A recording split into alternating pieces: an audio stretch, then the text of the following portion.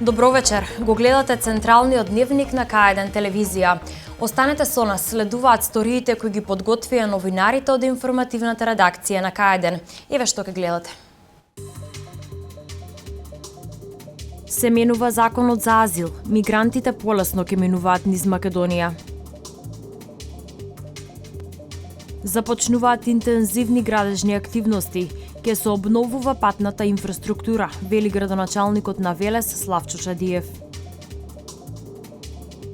ГРК борец нов суперлигаш.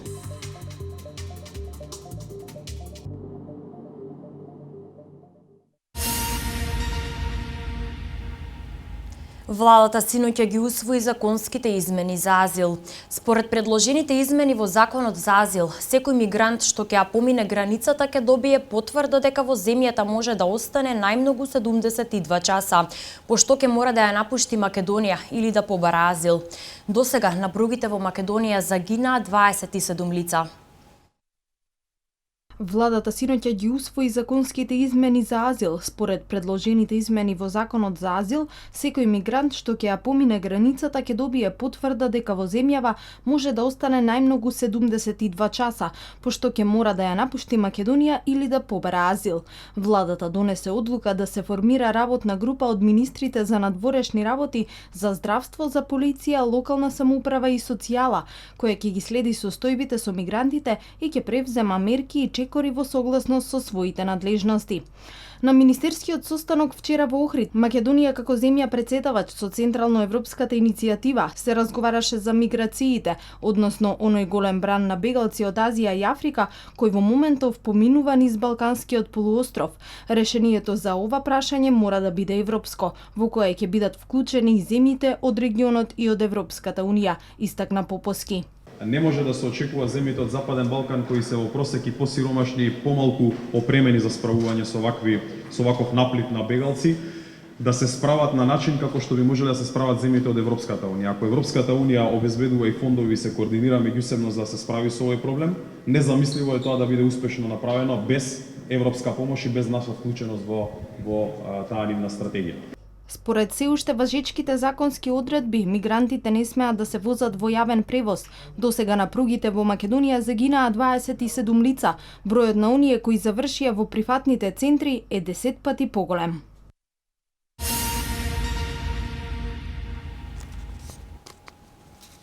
Околу 2500 градежни работници работат на изградба и реконструкција на 230 километри патишта во Македонија. Премиерот Груевски најави дека со градењето на планираните патни правци, тој број ќе расте и во наредните месеци и години.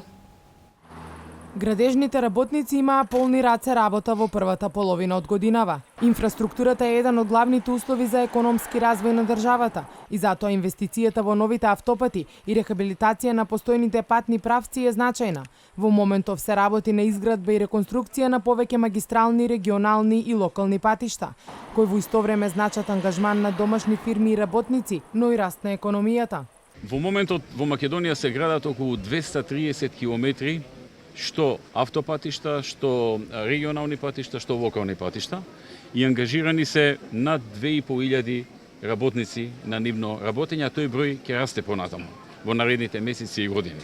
Надлежните велат дека со подобрување на патната инфраструктура на државно ниво, долгорочно ќе се подобри конкурентноста на економијата, а со отворањето на нови патни правци се создаваат услови за развој на туризмот.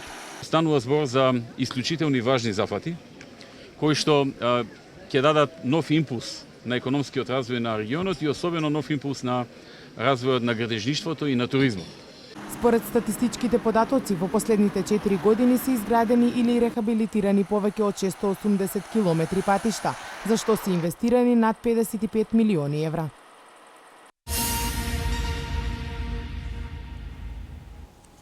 Со предвидените активности од годишниот план за 2015 година, Општина Велес ќе добие комплетно обновена патна инфраструктура. Освен веќе поставените лежачки полицајци и пополнети дупки на коловозите, со асфалтирање на предвидените улици ќе се постигне регуларно и безбедно одвивање на сообраќајот. Во периодот што следи Велес ќе добие комплетно обновена патна инфраструктура.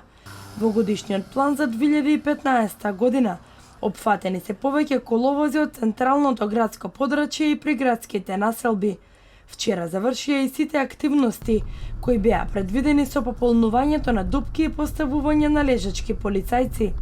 Ова е од особена важност за регуларно одвивање на сообраќајот, но и поголема безбедност со поставените лежачки полицајци, особено пред јавните установи, градинките и училиштата. Првиот дел од нивното учество во работата, односно асфалтирањето, биде од потегот под раскрсницата на кај Башино село према Велес, ономо кај што е најоштетен коловозот. Истовремено ја опфаќаме и левата страна према Башино село, оној спореден пат што многу го користат жителите на Башино село, да го изасфалтираме и да направиме еден триаголник, односно едно кружно движење. Од локалната самоуправа најавија и промена на асфалтот околу кружниот тек и комплетна обнова на уште 3 улици во центарот на градот. По завршувањето на тој сегмент продолжуваме во Превалец, левата страна после пругата на Превалец, ја опфаќаме, го подготвуваме и тој терен за асфалтирање. Ќе зависи се нели од средствата, меѓутоа таму прво треба да намесиме подпорен зид, бидејќи се обрушува малку од старата варница зидот таму, да направиме еден подпорен зид, да поставиме вичњаци од другата страна на патот, да го подготвиме теренот за асфалтирање. Според локалната самоуправа, сите градежни активности во општината ќе ги извршува фирмата Гранит од Скопје.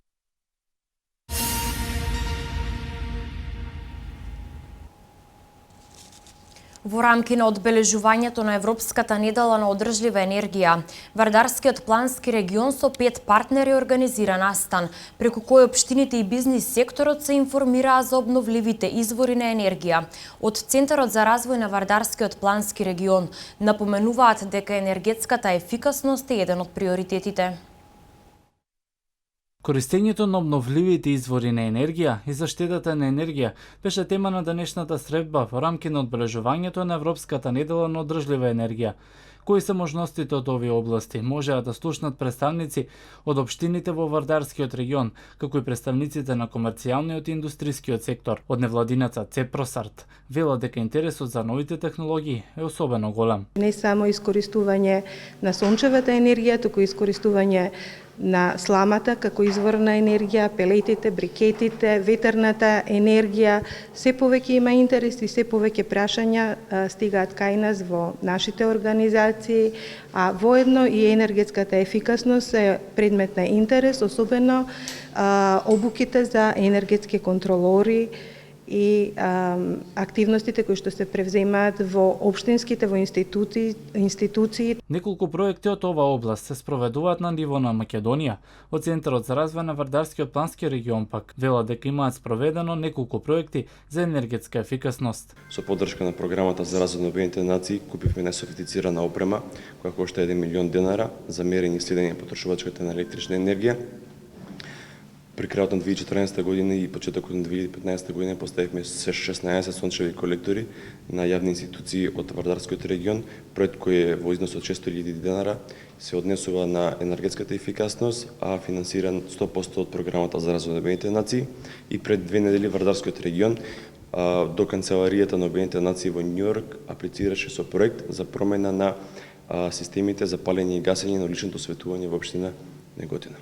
Овие проекти треба да им бидат примери на останатите институции, велат од Цепросарт. Според нив, во резиденцијалниот сектор, заштедата на енергија со користење на обновливите извори изнесува околу 30%, додека во индустрискиот сектор заштедата енергија на овој начин достигнува и до 40%.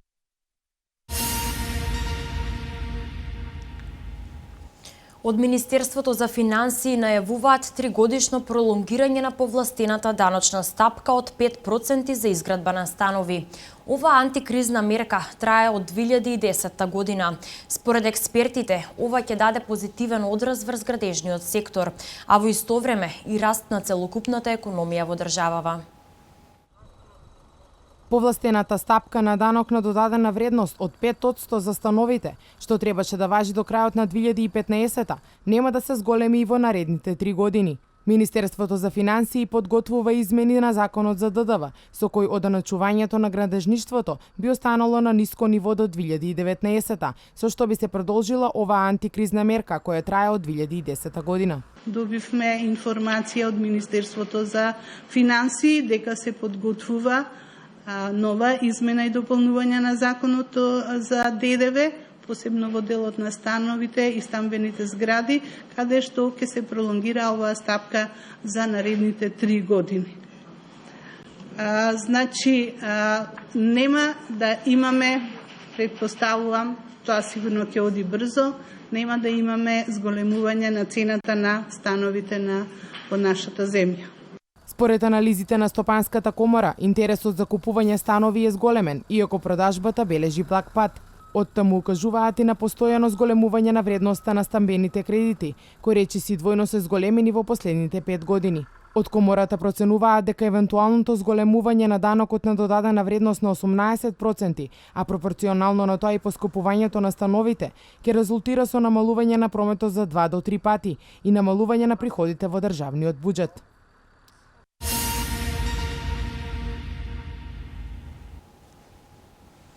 Во пресред на најголемиот муслимански празник Рамазан Бајрам, социјално загрозените семејства добија хуманитарна помош. Пакетите со прехранбени продукти и средства за хигиена им ги додели Исламската верска заедница преку организацијата Млада Месечина. Социјално загрозените семејства од исламска вероисповест од Велес добија хуманитарна помош. Помошта се доделува во пресрет на светиот месец Рамазан и почетокот на исламскиот пост. Пакетите со производи се донации од Исламската верска заедница преку хуманитарната организација Млада Месечина. Целта е да им се укаже на ранливите категории дека не се заборавени од своите сограѓани. Оваа помош го опфаќа целото наше муфтиство, целата наша територија со 200 пакети за социјално загрозените семејства, која во моментов ќе биде поделена на граѓаните од Велес, а за другите населени места, пошто се далеку и луѓето, им ја знаеме, финансиската состојба не се во можност да дојдат да примат помошта, ќе биде поделена на џамиските одбори, кои со комбиња ќе ја достават до нивните населени места. Според првиот човек на хуманитарната организација, една од најважните димензии на исламот како религија, покрај молитвата, джилакот и постењето, е и солидарноста и помагањето на сиромашните и немокните. Овие пакети содржуваат прехранбени продукти и хигиенски и тие ќе се доделат на сиромашните или сиромашната категорија тука во Велес. Нашата цел е да помогнеме колку што можеме како организација, оние кои поседуваат да се солидаризираат со оваа категорија, затоа што е стварно потребно во ово општество. Исламската верска заедница во текот на целата година им помага на сиромашните, каде освен лицата од исламска вероисповест ги опфаќа и тие од другите вери. Освен храна и средства за хигиена, хуманитарната организација обезбедува и облека и предмети за домакинство. Следуваат вестите од Македонија. Расте извозот на земјоделието како производ на ефикасните аграрни политики. Од декември оваа година, граѓаните ќе можат повеќе документи да ги добиваат на еден шалтер. 17 години нотаријат во Република Македонија. Обемот на земјоделското производство последниве години надмина 800 милиони евра, а извозот е рапидно зголемен за преку 100%. Бројките кои беа представени на Собраниската комисија за земјоделство, шумарство и водостопанство говорат за фактот на ефикасните аграрни политики. Според екс-министерот за земјоделие, а сегашен пратеник и член на комисијата Љупчо Димовски, земјоделството како трет сектор во стопанството, по индустријата и услугите е сватено многу сериозно. Димовски на Собраниската комисија посочи дека зголемувањето на извозот за над 100% од 2006 година до сега покажува дека многу се води сметка и се внимава на квалитетот. Услов за успешен извоз е да имаме квалитет. За сето тоа да се изреализира, мора уште да работиме, да го направиме земјоделството препознатливо, особено со оние производи кои се карактеристични за нашата држава и за одредените региони, посочи Димовски. Тој повика на потребата од брендирање на македонските земјоделски производи, особено на оние со прецизно географско потекло како тетовско јаболко, охридска цреша и така натаму. Заменик министерот за земјоделие пак Ванчо Костадиновски посочи дека измените во Законот за квалитет на земјоделските производи се во насока на усогласување со европската легислатива, а се предлагаат и одредби кои ќе овозможат подобро функционирање на системот за вреднување на суровото млеко согласно квалитетот.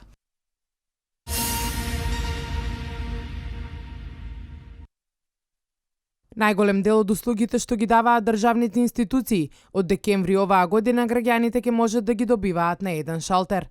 Министерот за информатичко општество и администрација Иво Ивановски, кој денеска беше во посета на управата за водење матични книги, изјави дека хардверската опрема е целосно пристигната, а владата на изминатата седница ги одобри следните 20 услуги, што институциите ќе ги добијат по електронски пат, со што граѓаните нема да имаат потреба да одат од шалтер на шалтер, од институција до институција. На еден шалтер ќе можат да ги добијат сите потребни документи по електронски пат.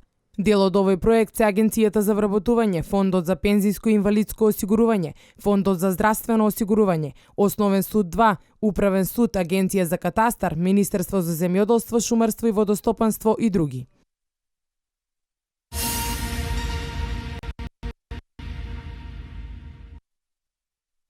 Председателот на Меѓународната нотарска унија, Даниел Седар Сенгор, денеска и утре ќе предстојува во Скопје по повод 17 години од основањето на нотаријатот во Република Македонија. Меѓународната нотарска унија е организација во која членуваат 86 земји од светот, од кои 22 земји членки на Европската унија, и има за цел координирање и развивање на функцијата и работата на нотарите во целиот свет врз принципите на латинскиот нотаријат, чиј облик е најзастапен.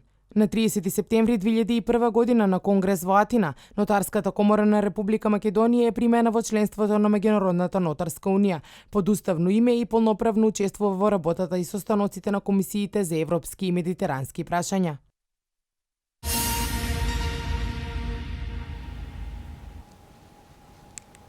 А од вестите од светот, Джеб Буш, брат на поранешниот председател Џорџ Буш, изјави дека е подготвен да ги предводи САД. Епидемијата Мерс и во Германија. Оваа болест ја зеде првата жртва. Могенс Лукетофт од Данска ќе биде новиот председател на годинешната сесија на Генералното собрание на Обединетите нации. Поранешниот гувернер на Американската сојузна држава Флорида, Джеб Буш, брат на поранешниот председател Џорџ Буш, изјави дека е подготвен да ги предведи Соединетите американски држави. Во специјално направена видеоснимка, направена пред официјалното соопштување дека влегува во трката за кандидат на Републиканската партија на председателските избори во ноември 2016 година, Джеб Буш порачува дека како иден председател ќе ги заштитува најранливите категории граѓани, како и дека ќе ги трне бариерите кон социјалните можности за луѓето. Во платформата за изборната кампања, што е значајна само со Джеб 2016, без да се споменуваат неговото презиме и семејни врски, тој вели дека ќе агитира за правата на жените, за етничките малцинства и за најмоќните и инвалидизираните граѓани на Америка.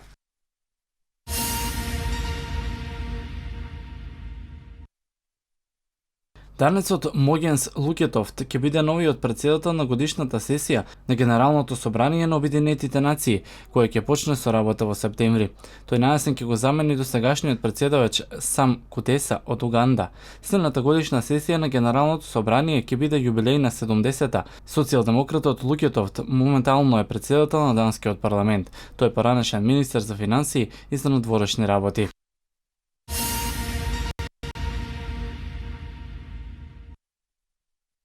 Маж инфициран со вирусот на блискоисточниот респираторен синдром, односно МЕРС, почина во болница во Германија. Во соопштението на болницата од градот Остеркапелан, како што пренесуваат странските медиуми, се наведува дека 65-годишниот маж починал како последица на компликациите предизвикани од инфекцијата со МЕРС.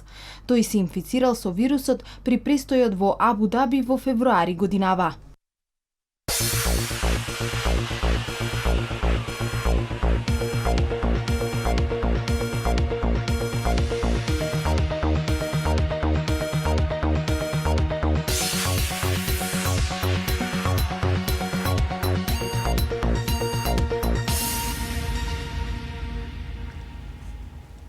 Следуваат вестите од домашниот спорт. ГРК Борец се пласира во Суперлигата. Македонскиот репрезентативец Аријан Адеми пред трансфер во Торино. Металург ќе добие шанса да се надпреварува во Лигата на шампионите. Екипата на градскиот ракометен клуб Борец по неколкугодишно отсуство се врати во Суперлигата, откако на вчерашниот бараш надпревар на неутрален терен триумфираа над ракометарите на прволигашот Текстилец од Штип. Лошата игра од првиот дел исполнета со неколку клучни грешки и промашувања во нападот забелешени е сега само минато, особено ако се земе фактот дека Борец губеше со 13 наспроти 9. Второто полувреме започна со многу подцврста игра во одбраната, а во нападот можеше да се забележи поголема ефикасност, која се должеше на тактичките промени во клупата и правовремената ротација на играчите од тренерот Васко Василев. Целосниот пресврт дојде на 15 на минути до крајот, кога дојде до израмнување од 19-19 за финалниот резултат да биде 27 наспроти 23 и сосема заслужен влез во долго посакуваниот и очекуван ракометен шампионат. Ние работиме напорно, работиме посветено, работиме во границите на нашите можности. Сигурно дека таа работа некој ќе излезе невиделина. Во случајов се случи да биде тоа второ полувреме. Прво полувреме не би го коментирал. Јас би сакал во оваа прилика. Им честитам на сите мои играчи за дадениот максимум, без разлика на квалитетот на играта. Меѓутоа, едно сум сигурен дека сите го дадоа максимумот.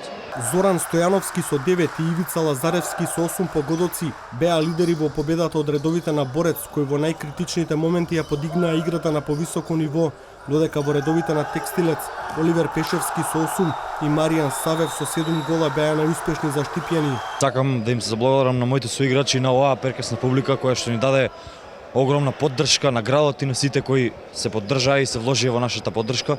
Така да, значи, првото полувреме ќе го забораваме како што кажа и во вториот дел се поправивме сите, значи јас го давав мојот максимум, значи не само јас, туку и моите соиграчи и се си дојде на своје место, така да се надевам дека во иднина се само ќе следат успеси. Навивачката група Гемиджи во спортскиот рекреативен центар Кале жестоко ги бодреше играчите до последниот судиски свиреш. Борец сезоната во прва лига ја заврши на втората позиција, прикажувајќи одлични игри, па настапите во надпреварувањето од највисок ранг е природно приклучување и продолжување кон традицијата која ја има овој клуб и Велес како ракометна средина.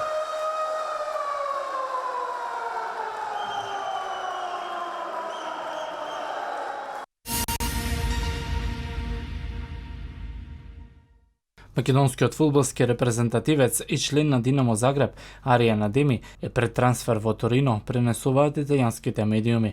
Калчолигашот заинтересиран за Адеми подготвил понуда од 6 милиони евра и е сериозно заинтересиран да го доведе како засилување во средниот ред.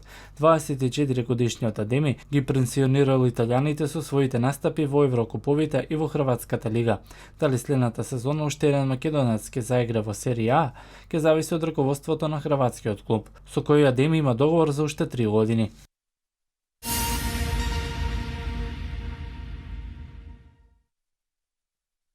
Иако заврши како трет во македонското првенство, Металург ќе добие шанса да се надпреварува во Лигата на шампионите. Веќе пристигнуваат и заселувањата. Јанко Божовиќ потпишал 2-годишен договор. Австријскиот репрезентативец игра на десната бековска позиција, а доаѓа од Мешков Брест. Покрај искуството во Лигата на шампионите, со белорускиот prvак, Божовиќ има играно и во Бундеслигата.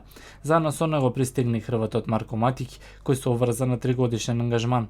Матик игра на позиција среден и лев бек, а исто така има искуство од Лигата на шампионите со екипата на Загреб.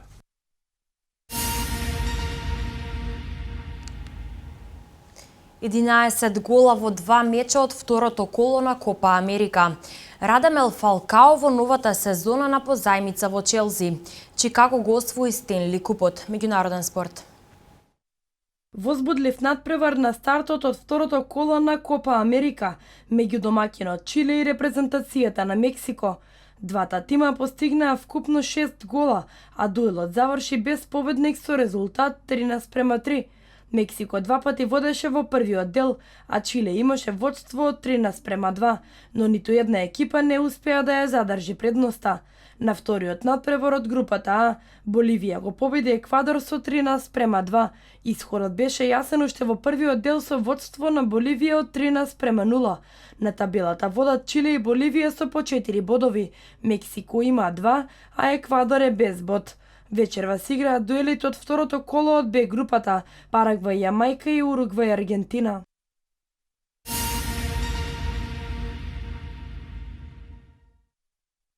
Колумбискиот фудбалер Радамел Фалкао во новата сезона продолжува да игра во англиската премиер лига, но наместо во Манчестер Юнајтед, Фалкао преминува во редовите на првекот Челси.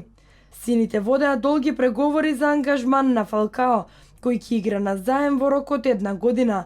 Роман Абрамович за една сезона на Фалкао во Челси ќе плати 10 милиони евра. Тој доаѓа на позајмица од Монако, од каде замине на Олд Трафорд, но не забележа успешна сезона. За Юнајтед одигра 29 меча со 4 гола и 5 асистенции. Жозе Мориньо најави дека ќе го извади најдоброто од Фалкао, кој веќе идното лето може да биде откупен од лондонскиот клуб. Тој ќе биде замена за ветеранот Дидие Дрогба, а за местото стартер ќе се бори со Диего Коста.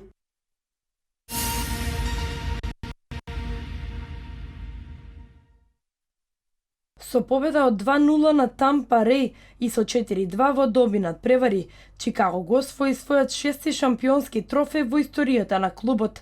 Американската национална хокеј лига го доби својот нов шампион по погодоците на Данкан Кит во 37-та и Патрик Кейн во 55-та минута. Данкан Кит со 3 гола и 17 асистенции во плейофот беше избран за MVP и ја доби наградата Конн Смајт.